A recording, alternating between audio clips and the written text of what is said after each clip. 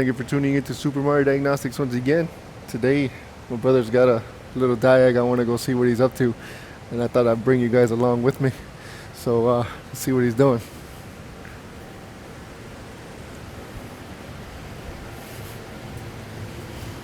What you doing? What you working on?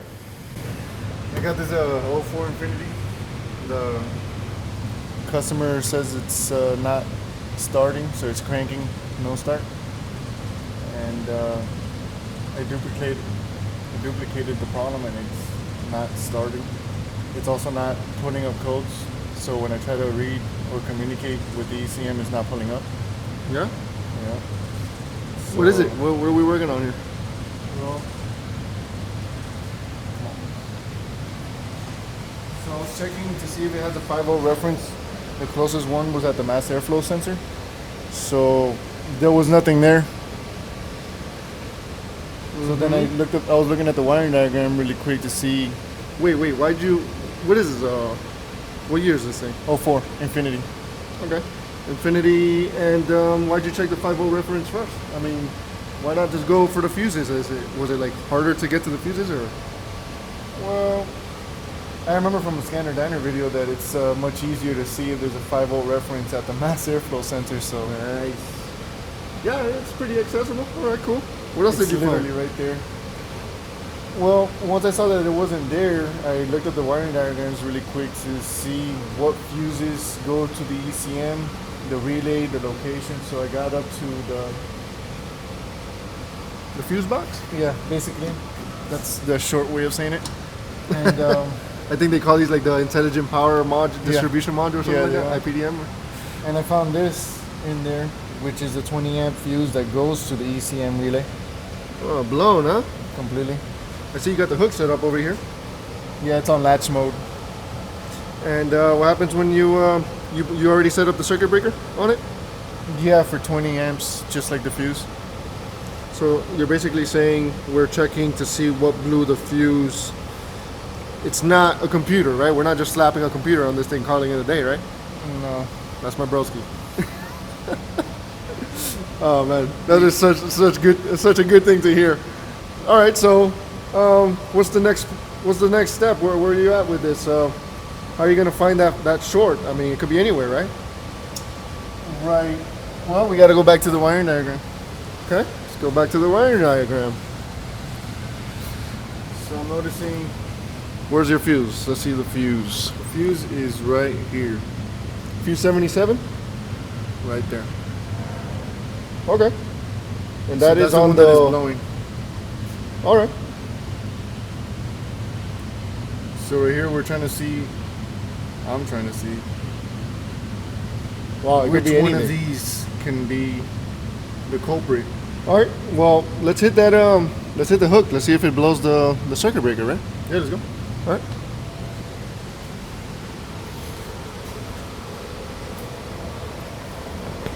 Let's see here. We got it on circuit breaker mode, 20 amps. It's a yellow fuse. That is correct. Then let's hit positive here. Ooh, I heard some relays clicking, and then it trips the circuit breaker. So I think much like a CAN bus, we're gonna have to start disconnecting things, right? Yes, sir. I'm gonna go back to the fuse side. Leave the relay back in. You're gonna leave the relay in? Oh, you could leave it there. You could leave it there, and it's the same thing. It's more direct. You don't have to turn on the fuse, right? That's true. That is. I'm sorry, turn on the relay. You don't have to keep turning on the relay. Man, I just realized how much I mess up on YouTube. Every time I say something, I mess something up. I'm gonna turn the speaker off on this thing. For all the guys that record while working, I give it up to you guys. It's hard to be thinking about what you got to do next on the car while also providing information to the people as a service. So my respects to you guys too. Cool, man. I appreciate that. A lot of guys out there, you know who I'm talking about. Scanner Danner, Diagnose Dan, all the greats. You know, there's a bunch of them. It is tough. But without further ado, let's get more into it. What's the game plan, broski? I wanted to go to the easiest accessible one. It looks like somebody swapped this coil before. Somebody swapped that coil. Or that one. But that one looks brand new, but this one is marked. So an internally shorted coil can do this. Are you going to start disconnecting coils, or is there other stuff? We could go anywhere, right? It's going to be a lot of stuff, right? I mean, looking at the diagram, I saw a lot of stuff. I'm going to close the diagram and open it up again just to remove the yellows from it. And we're going to also bring this down a bit so you guys can see this a little more clearly. Let's go to that fuse 77. And we have two wires coming down, black and white, and they just lead us to a whole lot of stuff. Just click on those two. All data has been slipping. There you go. All right, so we got one cable. Let's start with that. One side. That one white cable feeds a condenser down here. All of the coils. We've got VVT solenoids. Which are known to go out on these all the time. Yeah, but a dead short that will pull 20 amps. I mean, it could be anything. But let's keep going. It also comes to this side. Let's remove the white wire. So it can be clear for everyone. So we're feeding the engine control module. It might be a monitor wire. One of those might be a monitor wire. One of them might be actually providing power. And it comes up to a junction connector, I believe, and it feeds a mass airflow. So we can go ahead and highlight this. Since the mass airflow is easiest to get to, we can start with that one. Yeah, we can disconnect the mass airflow. Just rule it out. Go ahead, I'll keep going with this, and you go ahead and disconnect the mass airflow. We also have a camshaft position sensor. We also have... You disconnected the MAF already? Okay. We have two camshaft position sensors, and we also have likely a crankshaft position sensor. Nope, a purge valve also. So I don't know. Me personally, hey Martin, me personally, I would say that the first thing I would check would be that condenser, man, right? Maybe we could just disconnect that one ground, right? Disconnect that one ground and keep this as an open circuit and try it again. Yeah, we can do that. So this one says F11, and all of the coils go to F11 as well. So this is all a shared ground. I wonder where it is. You wanted to start disconnecting coils, right? Well, these are all connected to the coils on this ground taped to this harness. So if we disconnect this, doesn't that rule out all the coils? Yeah, I'd say it's worth a shot, right?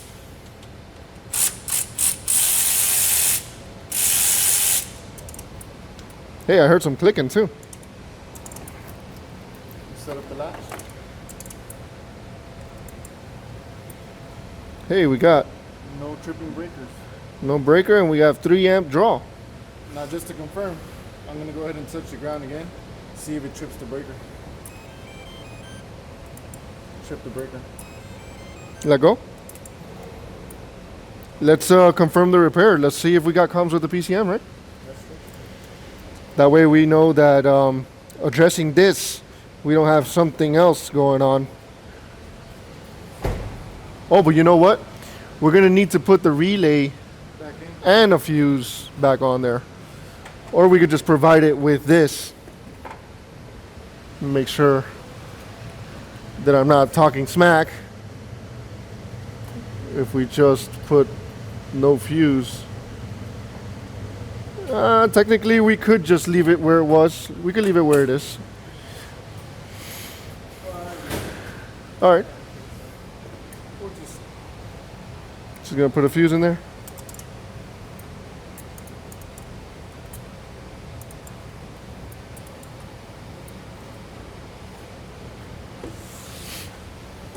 It may not establish communication this time because it was no power. Right. I'll go back and start it over. So you're telling me that it's very possible that either that condenser or a coil is causing no comms with a PCM. Telling me it doesn't need a PCM? Well, after we had confirmed that it turned on, now that the relay's on there, we can determine if it communicates that we don't need a PCM. We're not gonna just throw it in there, are we? But what if somebody went to like a parts place and they just said, "Hey, your computer doesn't talk. Maybe you need to buy a computer." What would you say to that? I think they're guessing and not testing. Guessing and not testing. Nice. Let's do auto scan, right? Why not? Oh, no comms with the ECM. What's going on? Are we 100% sure that this is the right car? They pulled it by VIN. It's got no comms with anything. Well, it has no ground. So Yeah. something in that harness or one of the coils. We're gonna have to. We're forced here to address which short it is. Which one is the short? All right. Now the question is, where's that condenser? Do we start disconnecting coils? You want to start disconnecting coils and see? We could. What was that? Now it's going to the engine. Oh, this one has several lists. It's on 40%. I forgot. This one tests multiple variations. So we'll see, because last time that I went to the engine, it didn't communicate whatsoever.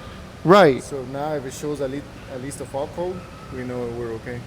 right. It looks like it's going to communicate, but let's see, because this one, oh no. Nope. But we'll let it go to the end because sometimes it has like 3 different variations. All right. We'll see. Because I don't see why it would need that to communicate with everything else. Why would need that ground? Unless, of course, let's hit Control F and put F11 and see. Yeah, those are the only 2 options. There's nothing else in here. That's not a ground for the ECM either. Let's go to ground distribution and see if F11 is crucial for the rest of the vehicle. I don't think it is, but you never know. It doesn't hurt and it takes no time, so Control F, F11. We have 2 options here. And yeah. Oh, automatic transmission assembly. That wasn't communicating as well now that I... Interesting. So in that diagram, we didn't see automatic transmission assembly. We only saw the coils, but not the the condenser, but not the automatic transmission assembly. So that's another variable that could bite us. And this one seems to have a lot of splices. The one that we saw only has 4. That's weird. Well, the other thing is the customer also mentioned that the vehicle turned off on its own. Well, yeah, I mean, the vehicle will turn off if it has no... What, you mean the entire vehicle? The entire vehicle shut down. Oh, crap. So that could be transmission, could be the coils. I doubt it's a condenser at this point. Let's go to the automatic transmission diagrams. Transmission, AT circuit, and let's hit Control F again.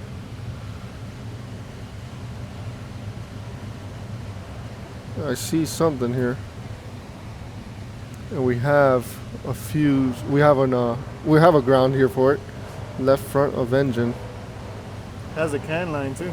That can knock down the communications.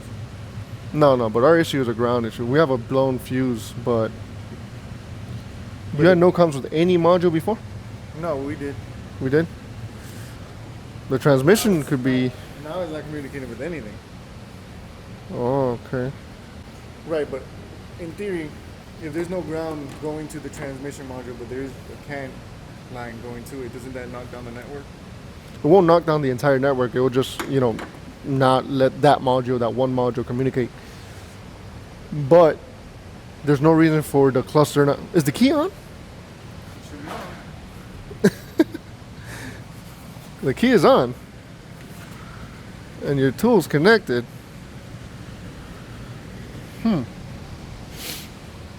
Could it be the tool? You said you communicated with something before, right? Oh, yeah. All those things. Now it's not communicating with the thing. So are we looking at a ground problem here? You know what? Let's stop this already.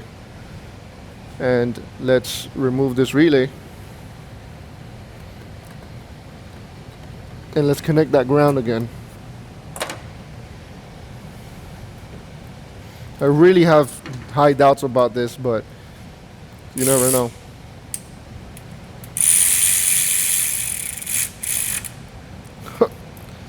Alright, so we're going to start this over.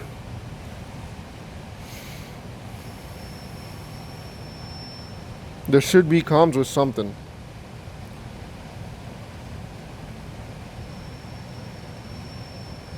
Now we have comms. Okay, so that ground is doing more than what service information is telling us, for sure. And it looks like Transmission. somebody's been in this harness before. No comms with the transmission either. We're gonna have to dig deeper. We're gonna have to find the source of the short anyway. You know what's funny is that ground is there. Man, that's crazy. Service information sucks on this one, I'll tell you that much. But let's keep digging. We'll see what we find. You never know. It could be anything at this point. So I was working on my own car, and I heard him say found it out loud, so let's go see what he found. So you found it? Yeah, I think so. It looks like it. Awesome. I was going through each one of the coils, and I got to this third one here, disconnected it. So you can see. That's the only one disconnected right now? Yeah, the only one. No trip. No trip. I'm gonna reconnect it. Trips. Sweet. Now, of course, we have to confirm the repair, so how about we give this power? Now that you disconnected it again, we have a 700 milliamp draw. Let's see if we have comms.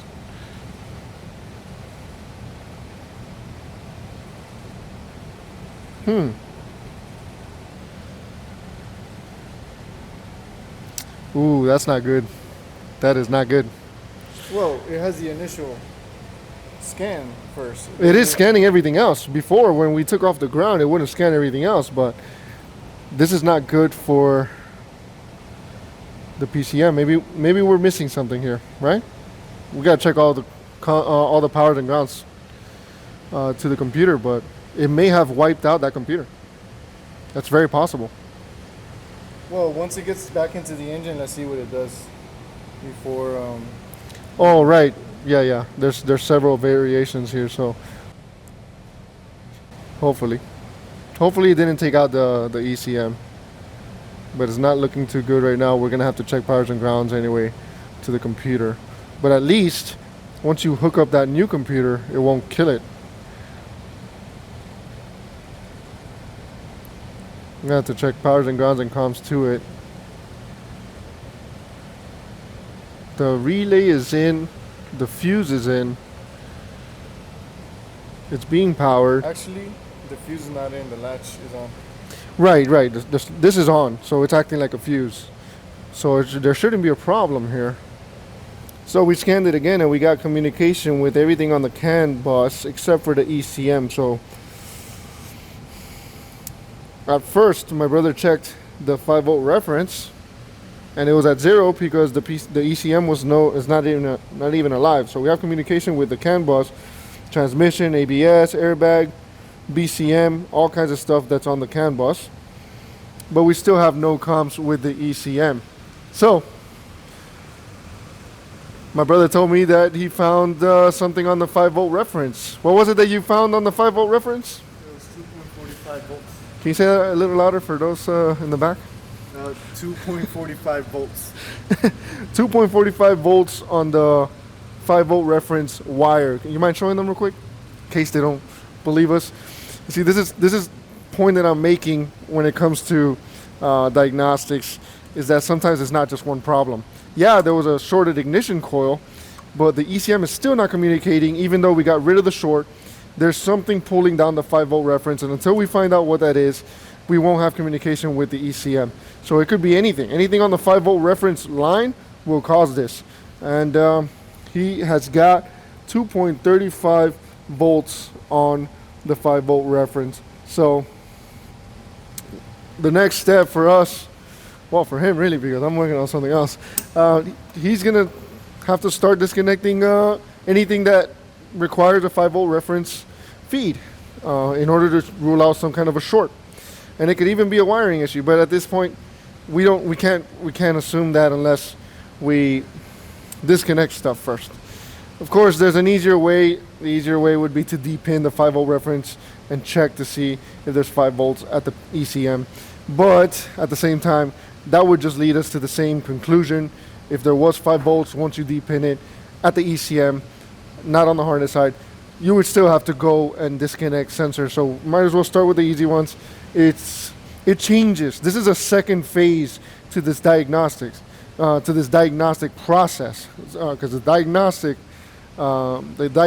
is the end result. But really, what we're doing is going through the diagnostic process. At first, we had a blown fuse, no comms with the ECM. We would disconnect this ground, and we would lose communication with a lot of other modules that were not necessarily the ECM. We would reconnect the ECM, it would blow our fuse. We would disconnect the shorted coil, and we can leave our ground on, and now we have communication with everything else. We still have no communication with the ECM. My brother, I believe he said he checked all powers and grounds to the ECM, right? Yep. Loaded test, did you put a headlight? Not yet. We should do that.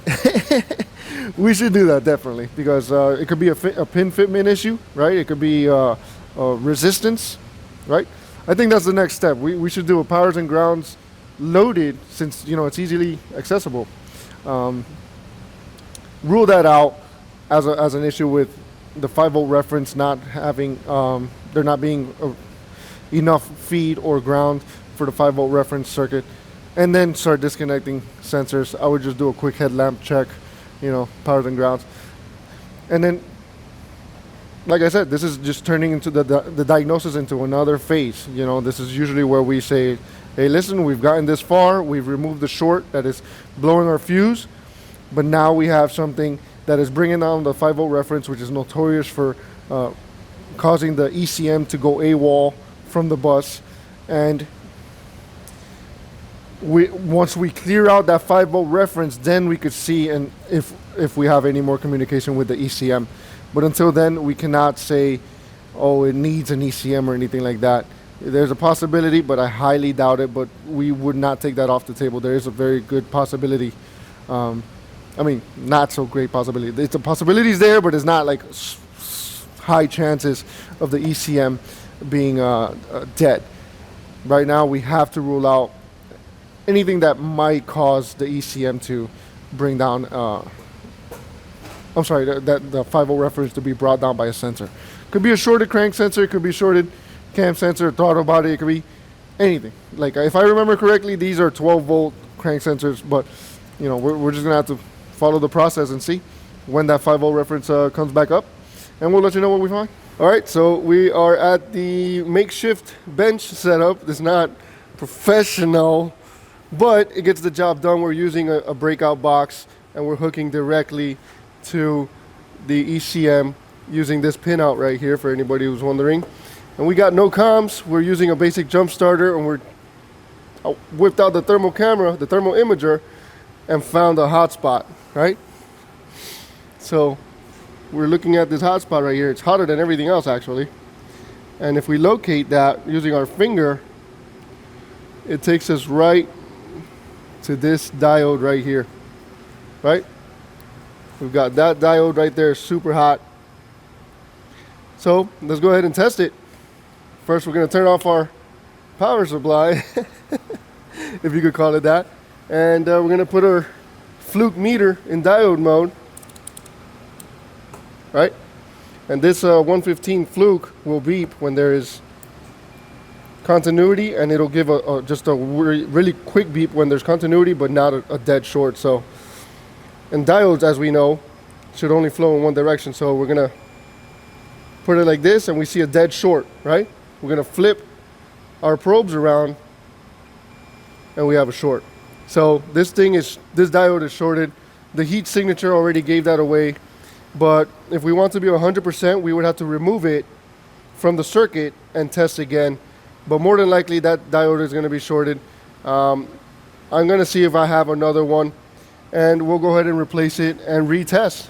and hopefully we'll be back in business. So unfortunately, we had to replace the PCM because, well, we did have a short on that diode there, but upon removing it, that short did not follow the diode. It was still there.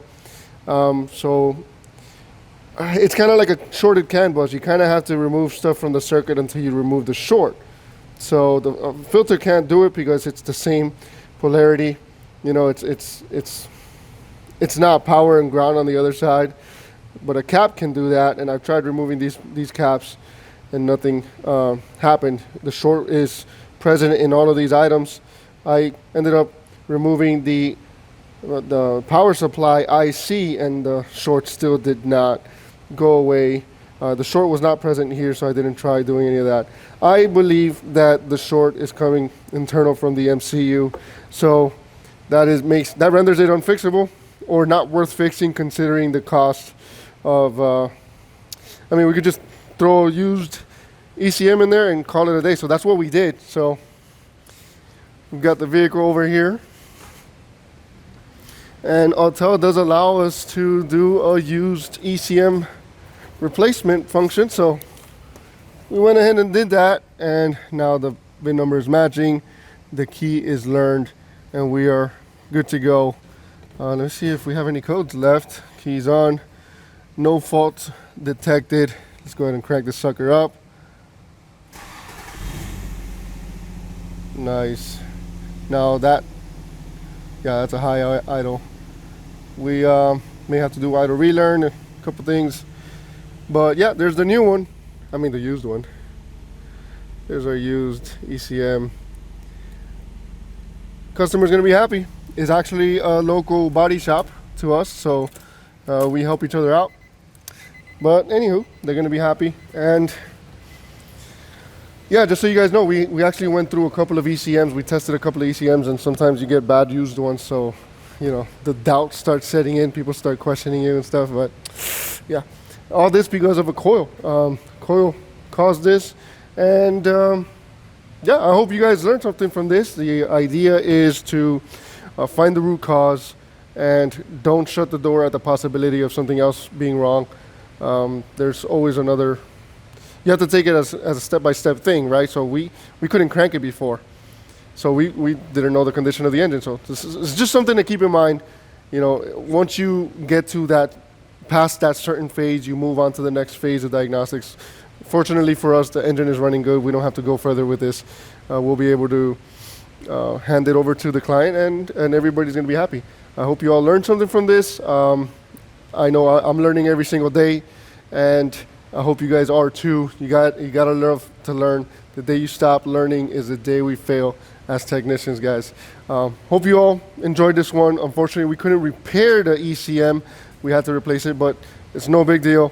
We were able to get it done for the customer, and I hope they are happy, and I hope you guys enjoyed watching the process. Yeah, consider subscribing if you like what you see. Leave a comment, share, like. You know, don't forget to hit that like button. It helps me out. Even if you hit the dislike button, it helps me out. In case people don't know. All the people who like to give me thumbs down, you guys are doing me a favor, so go for it. I don't care. Everything helps. Yeah, I'll leave it at that. Thanks for watching, and till next time, take care.